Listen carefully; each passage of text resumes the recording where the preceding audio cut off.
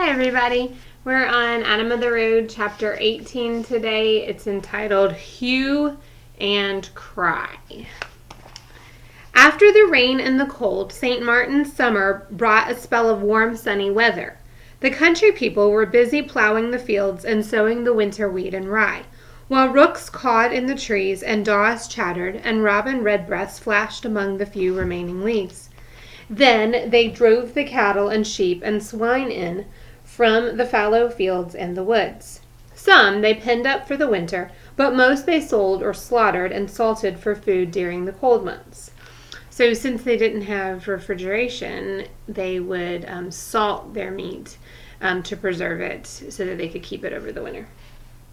By Martinmas, all the outdoor work was done. The fieldfares had come flying home from over the seas to spend the winter in England, and it was time to work inside the barns, threshing the grain with long hinged flails and winnowing it with baskets called fans or with sieves. The people of the manor houses went hunting. Sometimes Adam and his minstrel friends would meet them with hawks on their fist. A heron would rise out of the reeds, and soon a falcon would circle swiftly to grasp it in her talons.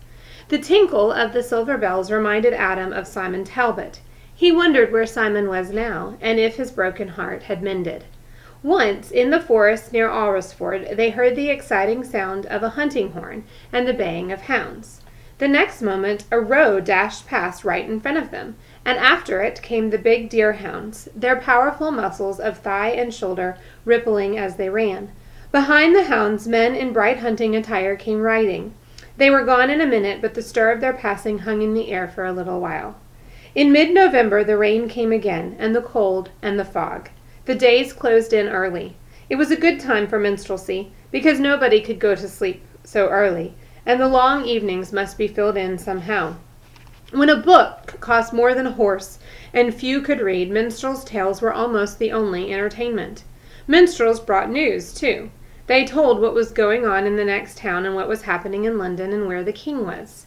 If Roger had been there, he and Adam would have spent many a warm, happy evening with all kinds of people at all kinds of firesides, great and simple. But the de Vescies rarely got into people's houses. They did their stunts and told their stories in the marketplace or on the green. Jack would talk about the revolt in Wales and King Edward's going to quell it with the aid of the barons who held land in the Welsh marches. But when people found that he knew no more about it than everybody did, they paid no more attention to him. Sometimes the de Vescies got a few halfpence, but when dusk came and they knocked at the house door, they were usually turned away. At the small houses, when they were told there was no room, there was nothing they could do. At the big houses, Jack would demand a minstrel's right of entrance. "We want no jugglers and tumblers here," the porter would snap and slam the door.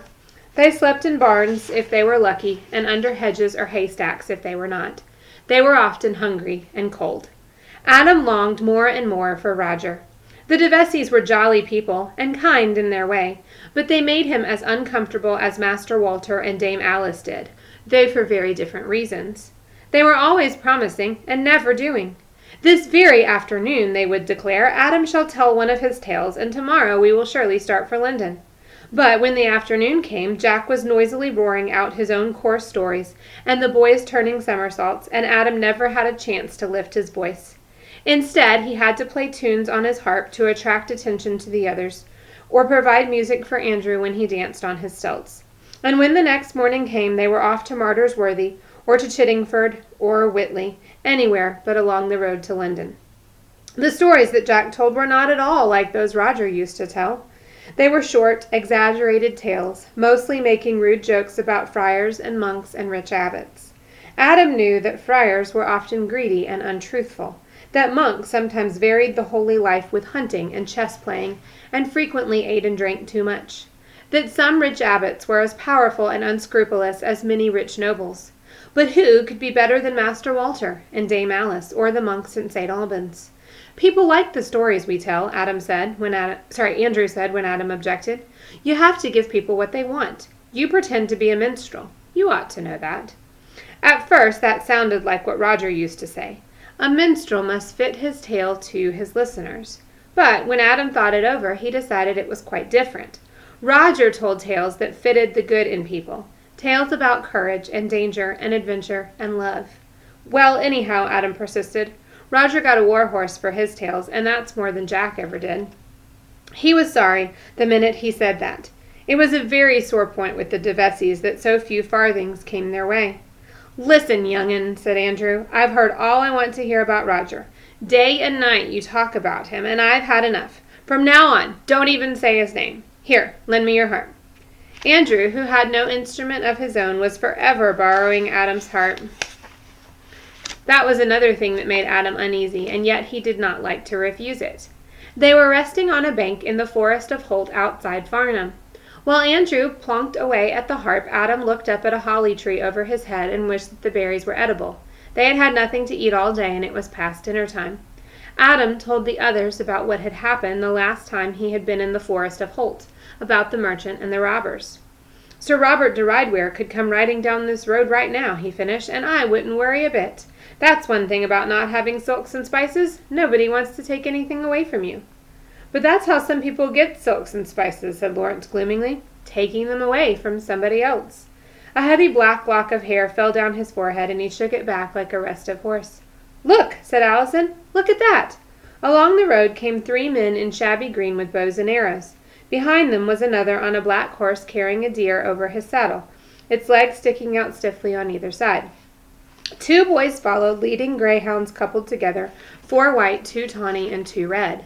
They passed the minstrels without noticing them, and a little farther down the road they turned off on a path leading into the forest.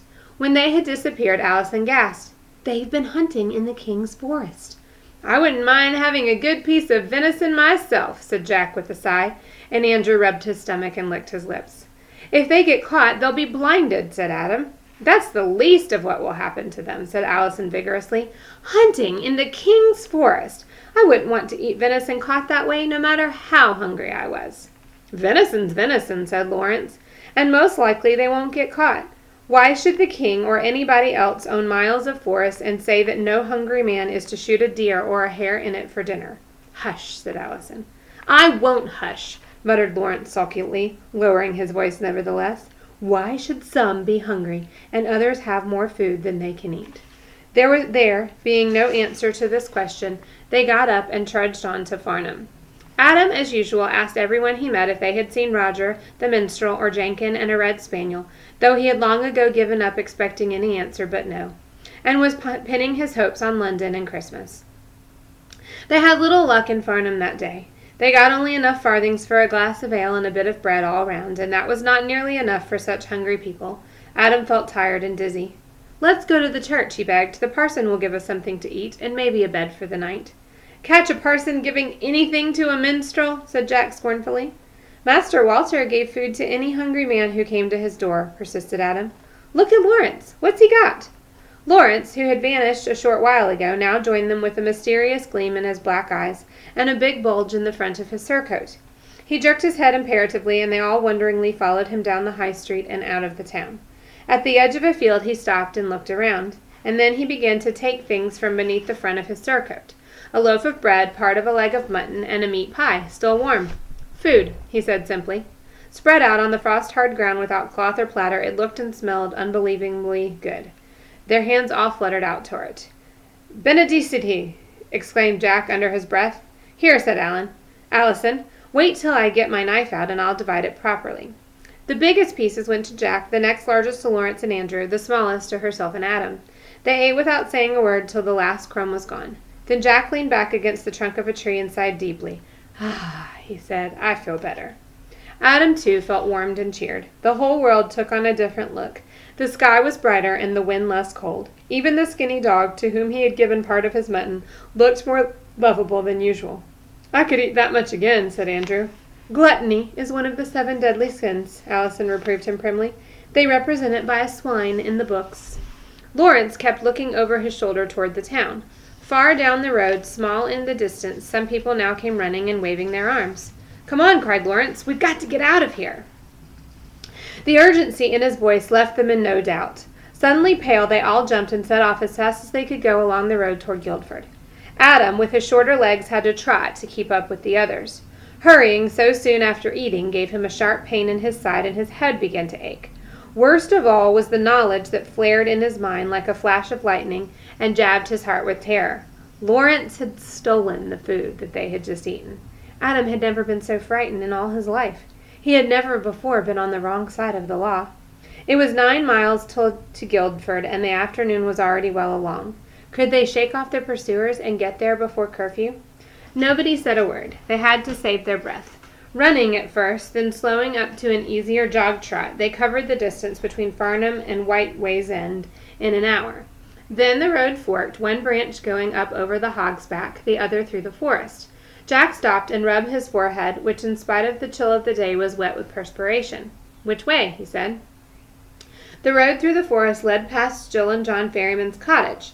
Adam thought longingly of the haven he had found there, but he would not take a gaggle of minstrels there, all wanted for stealing a dinner. Gaggle was the wrong word, he thought, remembering Simon's teaching. A melody of harpers, you should say, or a poverty of pipers. A poverty of pipers they were, certainly. That reminded him that Andrew still had his harp. He started to ask for it, but at that moment Jack decided on the road over the Hog's Back, and they were off again. The people from Farnham who had been following them had long ago given up and turned back. The point was now to get to Guildford before curfew. Up and up went the white chalk tracks through the rusty brown bracken and the purple-brown heather. As dusk came on, the wind grew sharper. It whistled in the bushes and whipped Adam's hair across his chapped cheeks. There were no wide views now of the Weald and the South Downs on one side, or the silver Thames and London towers on the other side. There was just the wind and the grey sky and the dark creeping out of the low bushes at their feet. Adam's heart pounded in his chest and his breath came in gasps. It was quite dark when at length the road pitched down the hill to the river. They heard curfew ringing several minutes before they reached the bridge. "Now what are we going to do?" said Andrew. "I, for one, don't care to be picked up by the watch and spend the next 6 months in the dungeon at Guildford Castle." "If we go in quietly, we won't arouse the watch," answered Jack. "William the Glover will let us sleep in his counting-house if we can get to him." They slipped like shadows across the bridge and felt their way up the steep, dark High Street. Whenever they heard a footfall or a voice, they stood stock-still and scarcely breathed, like baby partridges freezing among the leaves when danger approaches. They got safely enough to William the Glover's house, but waking him up was another matter. All his windows were shuttered tight and his door locked. Andrew whistled, and Jack knocked softly at first and then more loudly. Suddenly, someone shouted behind them, and a lantern light cut through the darkness. "Halt where you are!" commanded a harsh voice. The lantern was lifted so as to shine on all their white, startled faces. Adam saw the shadows flee into the sharp hollows of Lawrence's thin cheeks, making him look like some sinister bird. "Who are you, and what are you doing here?"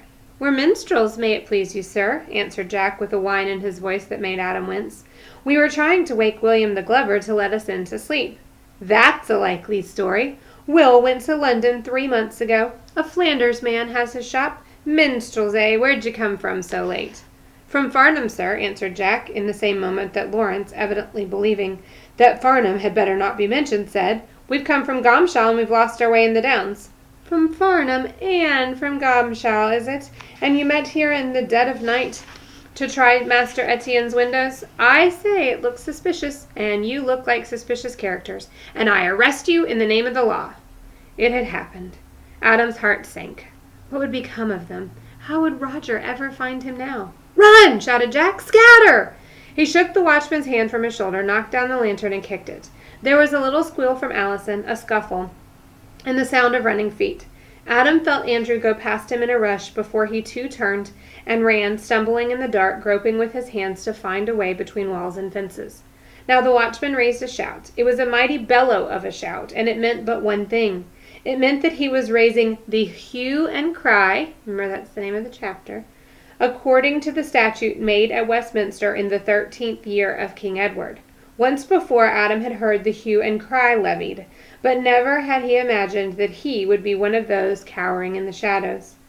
In all the houses round about, shutters were thrown wide and hands thrust out.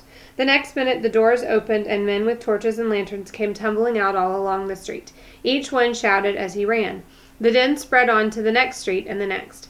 Now, Adam's run through Guildford before, when he was following Jenkin, helped him. He remembered the back lanes and the steps that led down to the river. He darted across the street and crouched behind a water barrel, until a man with a lantern had pounded past, shouting, "Stop! Robbers!" Then, in the lantern's faint backward gleam, he made for a doorway and flattened himself against it in the shadows, while two Guildford burgesses ran headlong into each other and hung on, each convinced that he had caught a thief. Bit by bit, in the dark, amidst all the noise and shouting, Adam groped his way to the steps and scrambled down them. When he reached the river, he turned to the right and ducked under the bridge. There he squatted on the wet gravel between the water and the stone pier, while the hue and cry spread from the town on the right side of the river to the settlement around St. Nicholas's Church on the left bank. It was bitterly cold and dank under the bridge. The stones above his head oozed moisture, and the river sent up an icy breath as it flowed past in the blackness. Adam was stiff and aching. His teeth chattered so loudly that he thought people running across the bridge above him must hear them. Gradually, the shouts came further and further apart. No more people tramped across the bridge. Quiet settled down. Adam could not tell whether any of the Deveseys had been caught or not. He fervently hoped not. He wondered what had happened to the dog. If only Nick was there to snuggle close and keep him from feeling so alone and frightened. His harp was gone too. Andrew still had it. What was the proverb that Roger used to quote? "Alone seldom comes laughing home." A fine time it was to remember that. So it doesn't seem like he's any closer to finding Roger or Nick, and he's also lost his harp. So we'll read chapter 19 next time and see what happens.